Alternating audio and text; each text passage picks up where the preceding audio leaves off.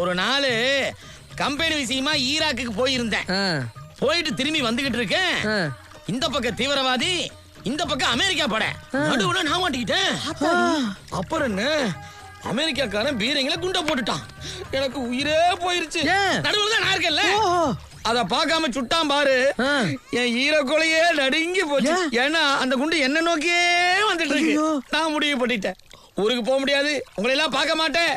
நான் என்ன பண்றது, என் குலதெய்வத்தை நினைச்சுக்கிட்டு அண்ணாமலையாரே ஜம்ப் பண்ணிட்டேன். அதையும் மீறி அந்த குண்டு நேரா வந்து என் வயித்துல உரசிருச்சா.